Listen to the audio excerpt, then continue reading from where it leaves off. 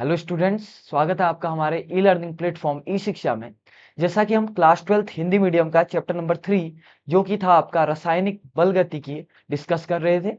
आज इसी लेक्चर का भाग नंबर 4 है, जिसमें कि हम डिस्कस करने वाले हैं किसी भी अभिक्रिया की आणविकता क्या होती है। साथ ही साथ में हम डिस्कस करेंगे कि जो अभिक्रिया की आणविकता है वो अभिक्रिया की कोटि से किस प्रकार भिन्न होती है। एग्जाम में आने वाला एक काफी इंपॉर्टेंट सवाल है, जिसमें कि या तो आपका आणविकता की डेफिनेशन पूछ दी जाती है, परिभाषा पूछ दी जाती है, या फिर आणविकता और कोटि के बीच में अंतर पूछ दिया जाता है। अगर एग्जाम में सवाल आता है तो ये लगभग 3 से 4 नंबर का सवाल आता है। अगर डिफरेंस आता है तो एक, या अगर परिभाषा आती है तो 1 या 2 नंबर की आपकी परिभाषा होगी। तो किसी भी लिहाजे से ये चैप्टर, ये टॉपिक हमारा काफी इंपॉर्टेंट है।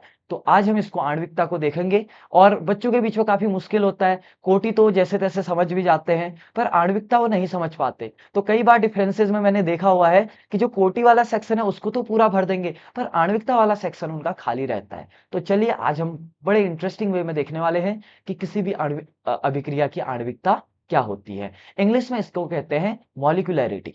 ठीक हो गया। चलिए, मान लीजिए कि कोई रिएक्शन है। मान लीजिए मैं एक रिएक्शन बना रहा हूं, C+O2 गिव्स CO2। ठीक है, या मैंने बोला H2+O2 गिव्स H2O। ठीक हो गया। चलिए इसको बैलेंस कर देते हैं, इधर 2 लगा देते हैं और इधर पे भी हमको 2 लगाना पड़ेगा। ठीक हो गया।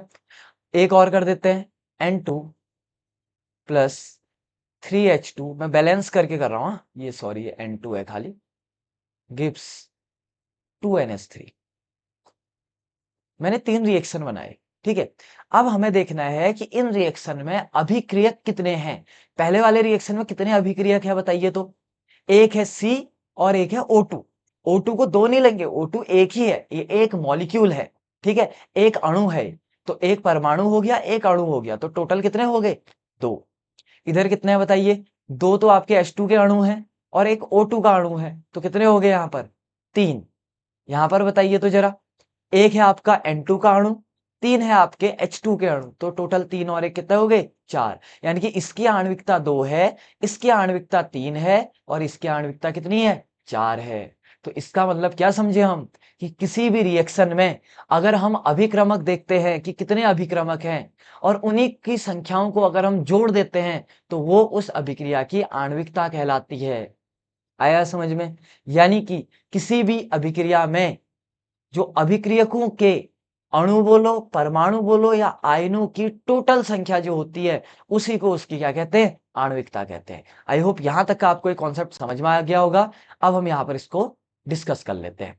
ठीक है, जो एनसीईआरटी की डेफिनेशन है उसको हम यहां पर पढ़ लेते हैं।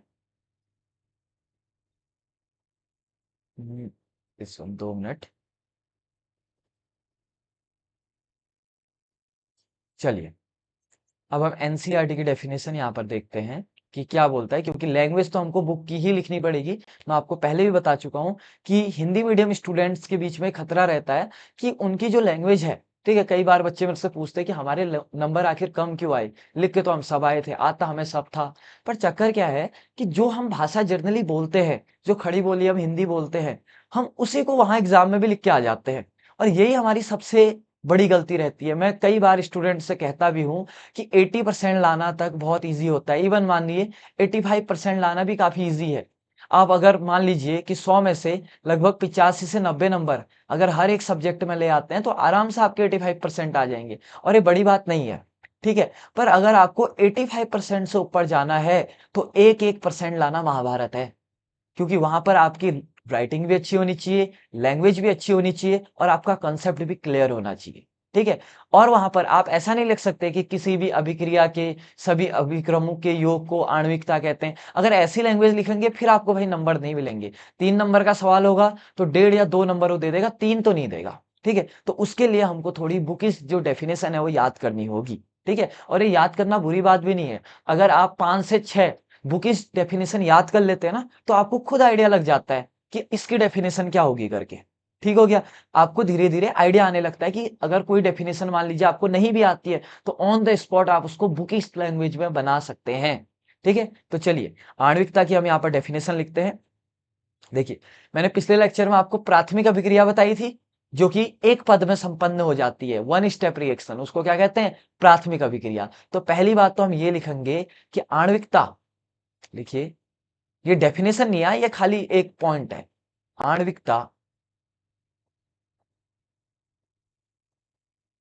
हमेशा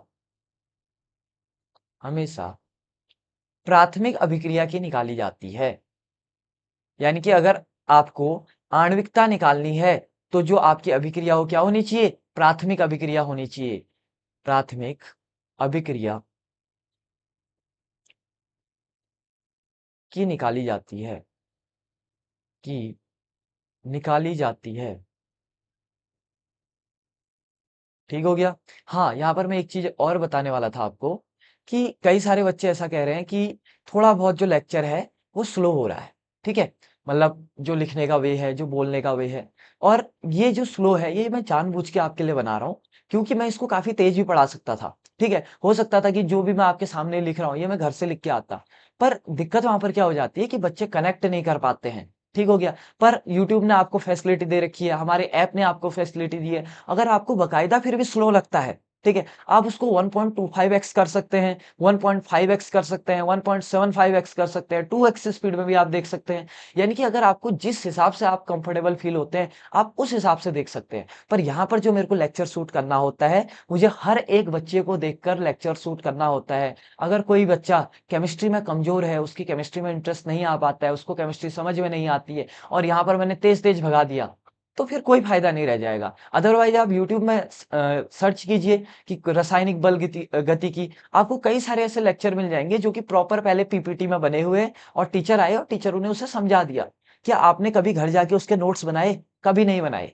पर यहाँ पर मैं आपको साथ साथ नोट्स बनवा रहा हूँ, और यकीन मानिए, ये लेक्चर बनाने के बाद एक बार मैंने पूरा लेक्चर में देखता हूँ, एडिटिंग के टाइम पे पूरा लेक्चर में देखता हूँ, और उस टाइम पे मैं देखता हूँ कि अगर आप नोट्स भी बनाते हैं मेरे साथ साथ, फिर भी आपको इतना स्लो लेक्चर भी पॉज करने की जरूरत होती है। आप साथ ही साथ में नोट्स नहीं बना सकते, राइटिंग इतनी स्पीड नहीं होती है जर्नली। ठीक हो गया। तो अगर आप साथ साथ नोट्स बना रहे हैं, जो कि मैं आपको हमेशा कहता हूं कि घर के लिए काम मत बचाइए, एक बार लेक्चर देखिए, समझिए, नोट्स बनाइए, और लेक्चर खत्म होने के बाद उस नोट्स को एक बार दोबारा रिवाइज कर लीजिए, बस आपका लेक्चर वहीं पर क्लियर हो जाएगा। अगर आप लेक्चर के साथ साथ नोट्स बनाते हैं, तो ये जो स्पीड है ये परफेक्ट स्पीड है। ठीक हो गया। चलिए, लेक्चर पे दोबारा आते हैं कि जो आणविकता होती है हमेशा किसकी निकाली जाती है? प्राथमिक अभिक्रिया की निकाली जाती है। ठीक है।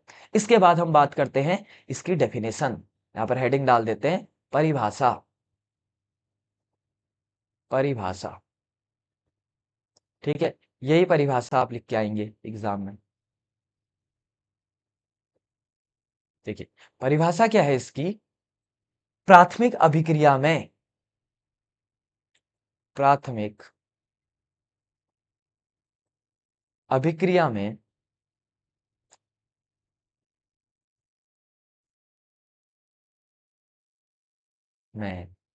भाग लेने वाले, भाग लेने वाले स्पीसीज, हिंदी में भी इसको स्पीसीज ही कहते हैं। ठीक है,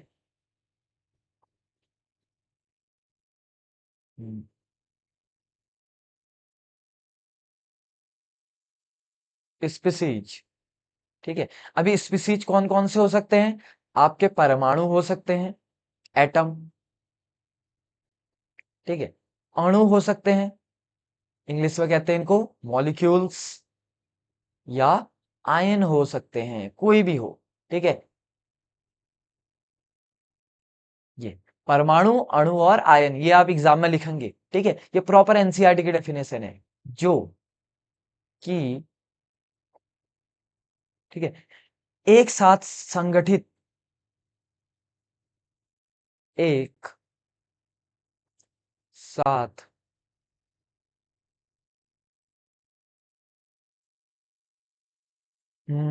संघटक, संगठन लिख देते हैं, संगठन मतलब मिलना, के फलस्वरूप, फलस्वरूप, ठीक है, रासायनिक अभिक्रिया करती है। रासायनिक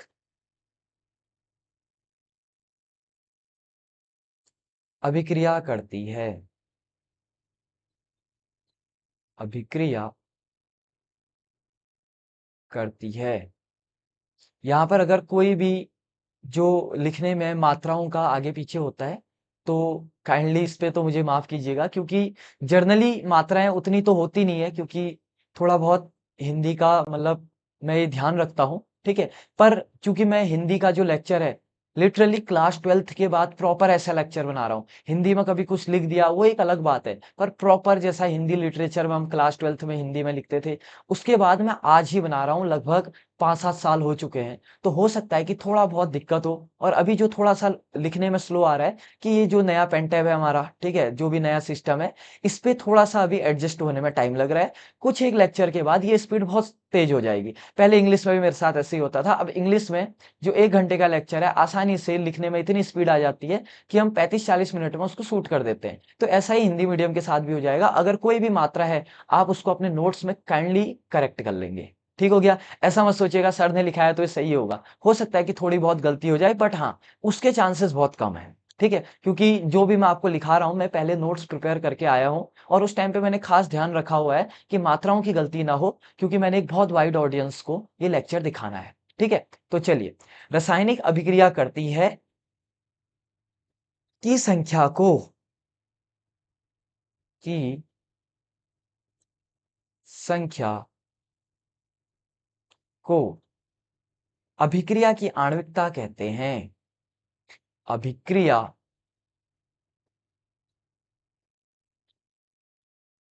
की आणविकता, यानी कि मॉलिक्यूलरिटी, आणविकता, ठीक है,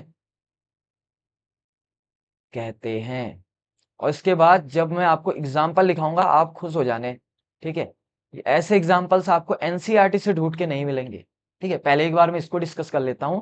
प्राथमिक अभिक्रिया में भाग लेने वाले स्पीसीज, जो कि आपके परमाणु हो सकते हैं, अणु हो सकते हैं, और आयन हो सकते हैं, जो कि संगठन के फलस्वरूप, ठीक है, जो कि संगठित होके, ठीक है, अभिक्रिया करती है, उन्हीं की संख्या को क्या कहते हैं? अभिक्रिया की आणविकता कहते हैं। चलिए, मैं यहां पर आपको 3 एग्जाम्पल बनाता हूं, और यही 3 एग्जाम्पल आपके एनसीईआरटी में भी हैं, और अगर एग्जाम में आया तो आपको ये 3 उदाहरण लिखने ही लिखने हैं।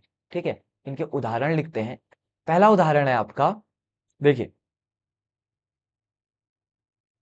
NH4NO2। क्या नाम होगा इसका, बताइए तो जरा ऐसी, देखें आपका नॉलेज। इसका नाम होगा अमोनियम नाइट्रेट।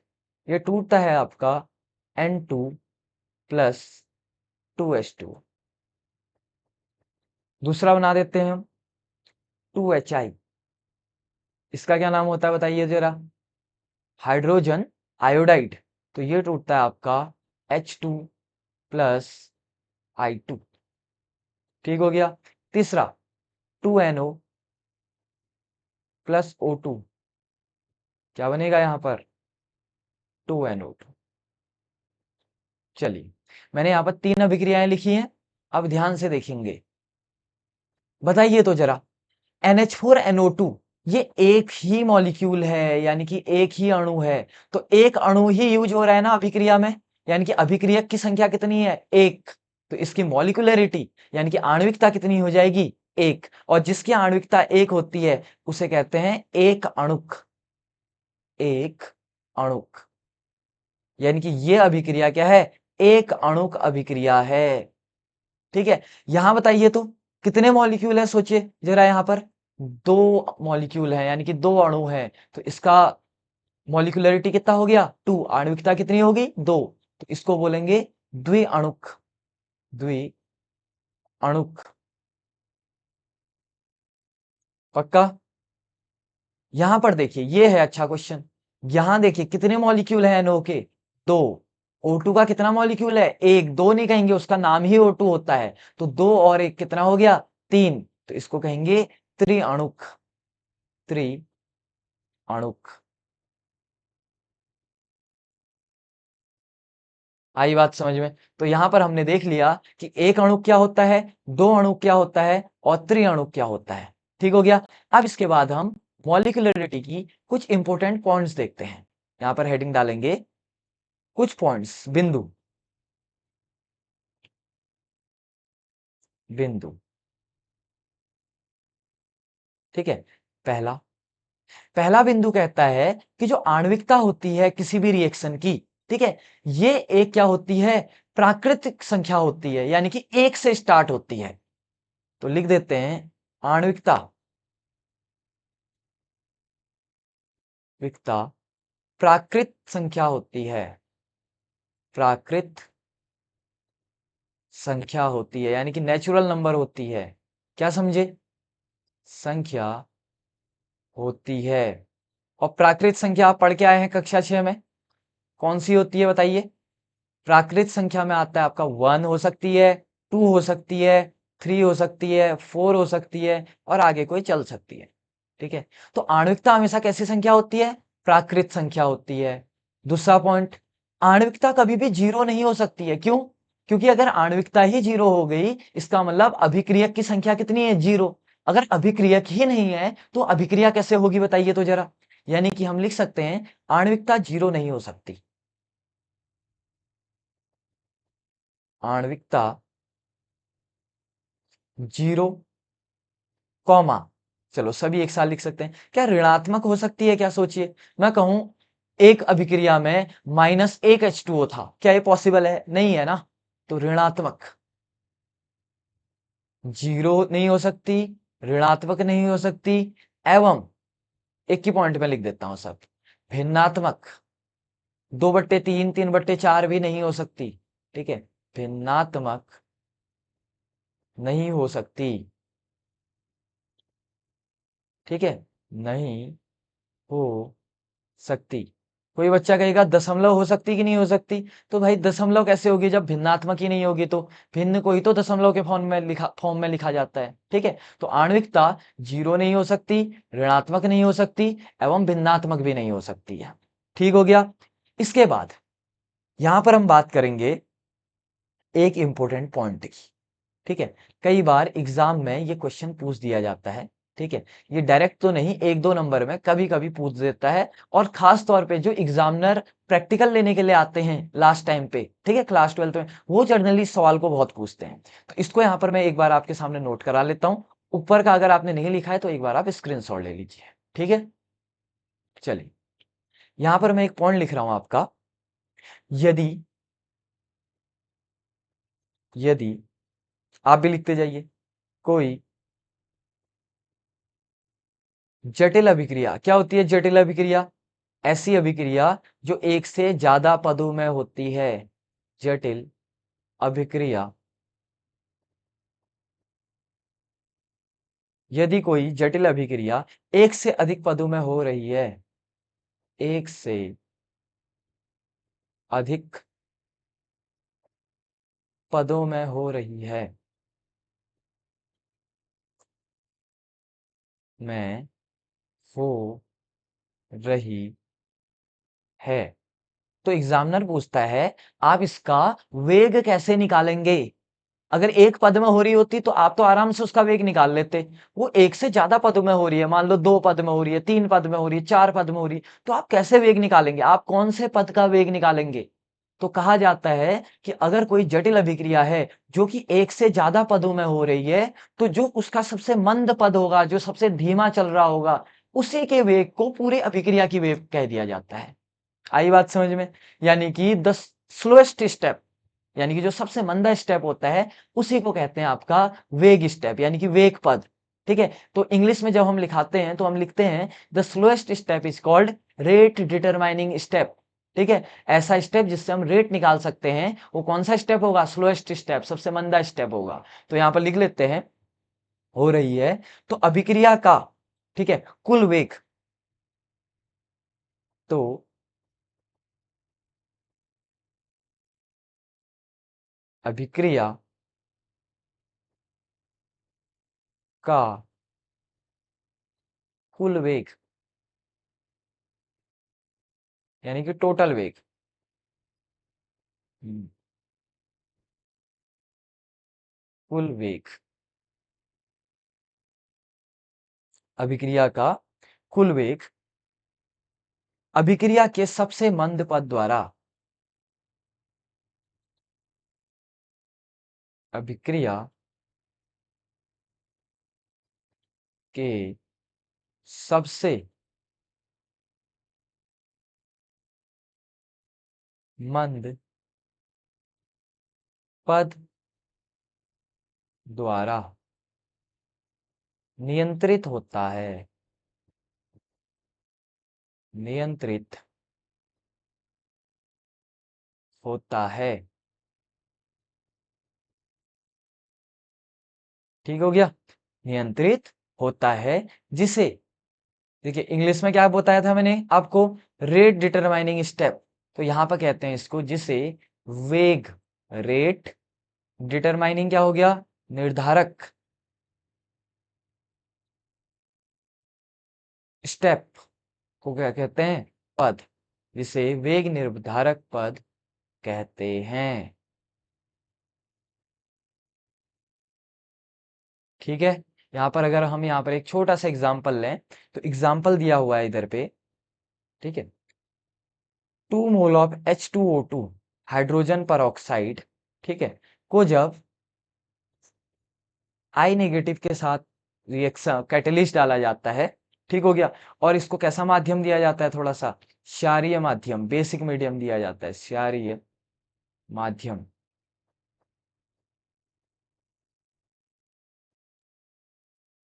क्षारीय माध्यम जब इसे दिया जाता है, तो ये बनाता है आपका 2H2O प्लस O2, ठीक है। यह अभिक्रिया, यह अभिक्रिया जो ऊपर लिखाई है मैंने, एक्सपेरिमेंटली पाया गया कि 2 पदों में होती है, देते 2 पदों में होती है, में होती है। यह अभिक्रिया कितने पदों में होती है, 2 पदों में होती है। तो भाई इसके 2 पद कौन कौन से होते हैं, पहले इसको देख लेते हैं, चलिए। पहला पद होता है इसका, ठीक है, ये होगा आपका H2O2 में पहले आई नेगेटिव रिएक्ट कर जाता है, जो कि कैटलिस्ट है, उत्प्रेरक है वहां पर, और बनाता है H2O प्लस आईओ नेगेटिव, ठीक है। वहीं जो उसका दूसरा पद है, अब क्या हुआ कि जो H2O2 है वो दोबारा रिएक्ट करता है, किससे, जो ऊपर ये आईओ नेगेटिव बना हुआ है इससे, ठीक है, रिएक्ट करता है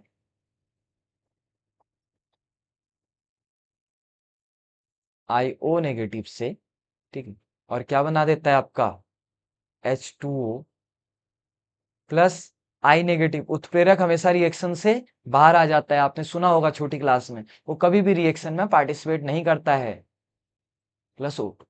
ये 2 पद हुए। अब देखा गया एक्सपेरिमेंटली कि जो पहला पद है ये मंद पद है, मंद पद। तो बताइए कि इस रिएक्शन का, उपरोक्त रिएक्शन का, ठीक है, क्वेश्चन मार्क में आ सकता है, वो मल्टीपल सॉरी एमसीक्यूज में आ सकता है, उपरोक्त क्वेश्चन का वेग निर्धारक पद कौन सा है, पहला वाला है। क्यों, क्योंकि ये उसका मंद पद है। यानी कि अगर एक से ज्यादा पदों में रिएक्शन है, तो जो उसका सबसे मंद पद होगा उसी को कहेंगे वेग निर्धारक पद, और पूरे रिएक्शन में वेग किससे निकाली जाएगी, उसी पद से निकाली जाएगी। ठीक हो गया, चलिए अब नेक्स्ट पॉइंट पे चलते हैं, जो कि हमारा आज का सबसे इंपॉर्टेंट और सबसे लास्ट पॉइंट है, जो है आपका कोटि और आणविकता में अंतर, 3 से 4 नंबर का ये आता है। अब लिख देते हैं, कोटि वो आणविकता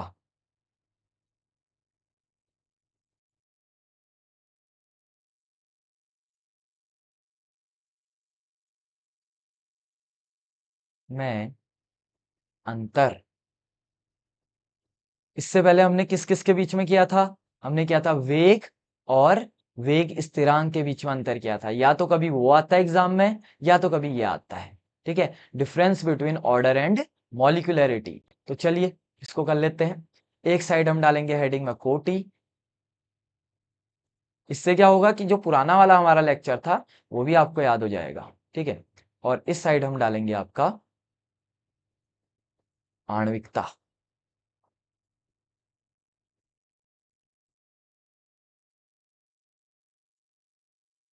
ठीक है, और बीच में एक लाइन डाल देते हैं। चलिए दिस, चलिए कोटि और आणविकता में हम डिफरेंस देखते हैं। तो पहला डिफरेंस तो मैंने बोला था कि जो इनकी डेफिनेशन होती है वही इसका पहला डिफरेंस होता है। कोटि की डेफिनेशन क्या होती है कि जो व्यंजक इक्वेशन होता है, वेग नियम होता है, उसमें जो घातांकों का सम होता है, एडिशन होता है, यानी कि जोड़ होता है, उसी को क्या कहते हैं, कोटि कहते हैं। तो यहां पर लिख देते हैं किसी किसी अभिक्रिया, पीछे मैंने पूरा समझाया हुआ था, अभी आपको याद हो गया होगा। ठीक है, आप खुद से भी लिख सकते हैं, किसी अभिक्रिया के वेग नियम या वेग व्यंजक, कुछ भी कह सकते हैं आप, वेग नियम, ठीक है, व्यंजक में प्रयुक्त, वेग नियम व्यंजक में प्रयुक्त सांद्रताओं के, सांद्रताओं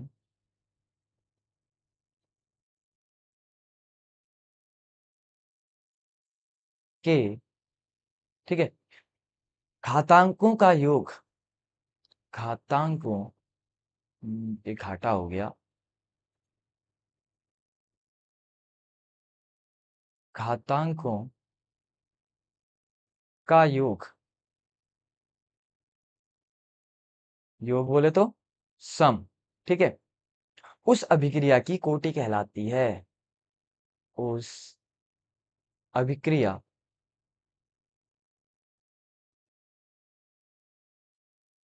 की कोटि कहलाती है, की कोटि कहलाती है। हमने बहुत सारे सवाल भी किए थे इसमें, पता है, कहलाती है। ठीक हो गया। चलिए, यहाँ पर अगर आप इसको समझाना चाहें एग्जाम में, वैसे तो कोई रिक्वायरमेंट नहीं है, आप समझा सकते हैं। अगर r इक्वल टू ए की पावर x कह दें, तो a के सापेक्ष कोटि कितनी है, x, b के सापेक्ष कोटि कितनी है, y, तो इसकी कोटि कितनी हो जाएगी बताइए तो जरा। कोटि बराबर हो जाएगी इसकी x प्लस वाई, कुल कोटि हो जाएगी इसकी x प्लस वाई। ठीक हो गया। चलिए आणविकता बताइए तो जरा। आणविकता क्या था कि किसी भी अभिक्रिया में भाग लेने वाले सभी अभिक्रियकों की संख्या को क्या कहते हैं, आणविकता कहते हैं। तो लिख लेते हैं यहां पर, किसी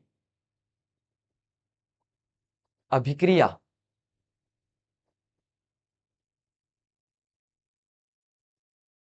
ठीक है मैं भाग लेने,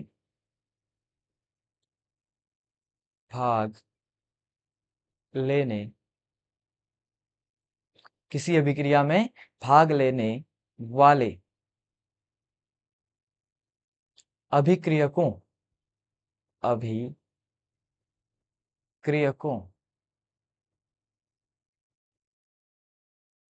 ठीक है, अभिक्रिया कौन कौन से हो सकते हैं, मैंने बताया था आपको, अणु, कॉमा परमाणु, कॉमा आयन, ठीक है, की संख्या को, की संख्या को अभिक्रिया की आणविकता कहते हैं। अभिक्रिया की आणविकता, की आणविकता कहते हैं,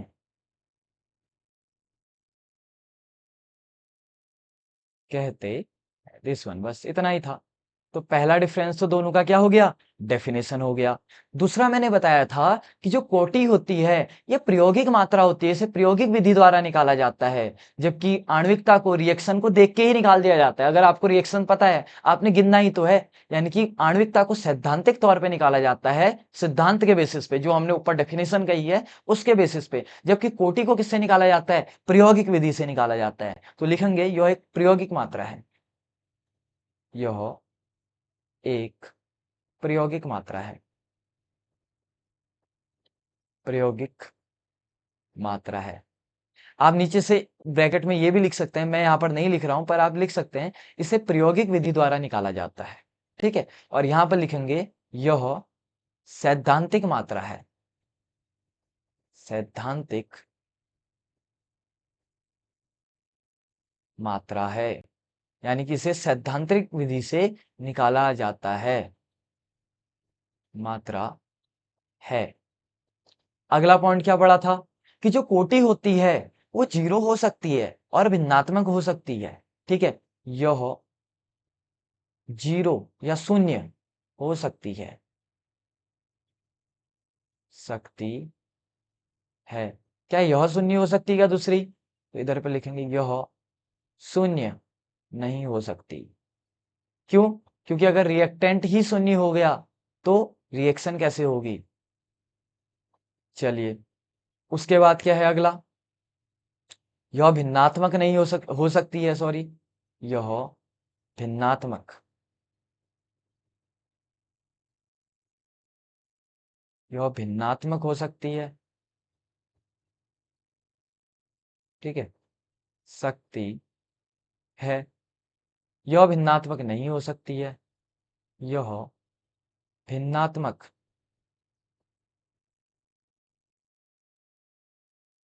नहीं हो सकती, नहीं हो सकती। पक्का। नेक्स्ट क्या कह सकते हैं हम इसमें, बताइए। दूसरा हो सकता है, ठीक है, हाँ, कि जो अभिक्रिया की कोटि है वो प्राथमिक तथा जटिल दोनों पे हम यूज कर सकते हैं। ठीक हो गया, तो यहां पर लिखेंगे अभिक्रिया, ये अच्छा पॉइंट मिला था मुझे हिंदी की जो एनसीईआरटी है, अभिक्रिया की कोटि, अभिक्रिया की कोटि प्राथमिक, प्राथमिक तथा जटिल। ठीक है, प्राथमिक तथा जटिल दोनों प्रकार की अभिक्रियाओं पर लागू होती है, दोनों प्रकार, थोड़ा सा ऊपर कर देते हैं। ठीक है, दोनों प्रकार की अभिक्रिया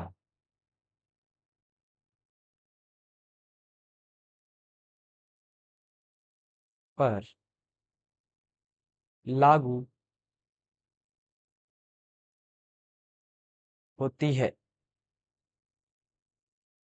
होती है। जबकि कोटि में हम क्या लिखेंगे कि अभिक्रिया की, सॉरी, आणविकता पे, अभिक्रिया की आणविकता केवल प्राथमिक अभिक्रिया पे ही लागू होती है, मैंने लिख लिया था ऊपर। ठीक है, तो लिखेंगे अभिक्रिया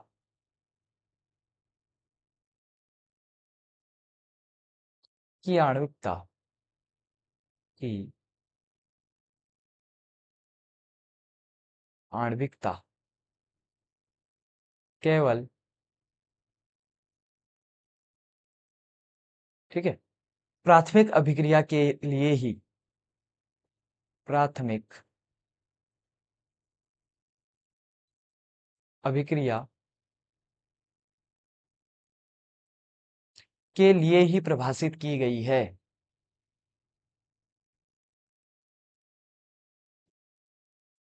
लिए ही परिभाषित की गई है,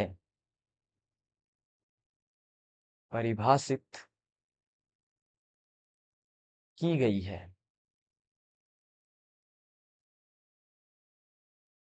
की गई है।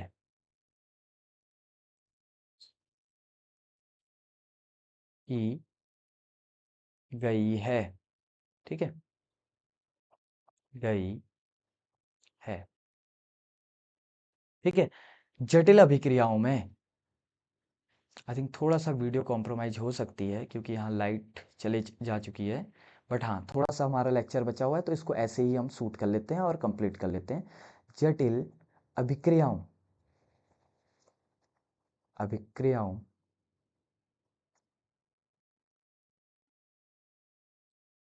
में आणविकता का कोई अर्थ नहीं है। आणविकता का कोई अर्थ नहीं है। अर्थ नहीं है, यानी कि जो आणविकता है वो सिर्फ किसके लिए डिफाइन की गई है? प्राथमिक अभिक्रिया के लिए। ठीक हो गया। जो जटिल अभिक्रियाएं हैं वहां आणविकता नहीं निकाली जाती है। तो पहली चीज हमने इनका क्या पढ़ दिया? डिफरेंस पढ़ दिया। दूसरा हमने बोला एक है प्रायोगिक मात्रा, एक है आपकी सैद्धांतिक मात्रा। एक जीरो और भिन्नात्मक हो सकती है जबकि दूसरी नहीं हो सकती। और पहली वाली जटिल और सरल दोनों अभिक्रियाओं के लिए है, जबकि जो दूसरी है सिर्फ सरल यानी कि प्राथमिक अभिक्रियाओं के लिए ही वैलिड है, जटिल में इसकी कोई मतलब नहीं है। ठीक है, आई होप यहां तक का आपको कॉन्सेप्ट समझ में आया होगा, जहां हमने आज आणविकता को बहुत अच्छी तरीके से कंप्लीटली फॉलो किया है और कंप्लीटली डिस्कस किया है। अगले लेक्चर में हम डिस्कस करने वाले हैं आपका समाकलित वेग समीकरण, जहां से हमारा प्योर मैथमेटिकल पोर्शन शुरू हो जाता है। अगले लेक्चर में हम इसका डेरिवेशन करेंगे, कैसे वो इक्वेशन आती है उसको डिस्कस करेंगे, और साथ ही साथ में अगर कुछ न्यूमेरिकल्स जो एनसीईआरटी में दिए गए हैं या जो स्टेट बोर्ड या सीबीएसई बोर्ड में बहुत ज़्यादा रिपीट होते हैं उनको हम वहां पर सॉल्व करेंगे। तब तक आपका काम है कि जितने भी अभी तक हमने डेफिनेशंस, थ्योरी और कॉन्सेप्ट पढ़े हुए हैं, आपने इसको अच्छे से रिवीजन करना है और इसको पूरे अच्छे तरीके से याद कर लेना है, लर्न कर लेना है, क्योंकि एग्जाम में मैं पहले ही बता चुका हूं आपको, जैसा यहाँ पर लिखा हुआ है, जिस फॉर्मेट में यहाँ पर लिखा हुआ है, आपने वैसा ही लिख के आ जाना है। आपका एक नंबर भी नहीं कटेगा, ये मेरी आपको गारंटी है। ठीक है, तो चलिए मिलते हैं भाग 5 में, जिसमें हम पढ़ेंगे समाकलित वेग समीकरण। ठीक है, तब तक आप पढ़ाई कीजिए, अपना ध्यान रखिए। Thank you very much.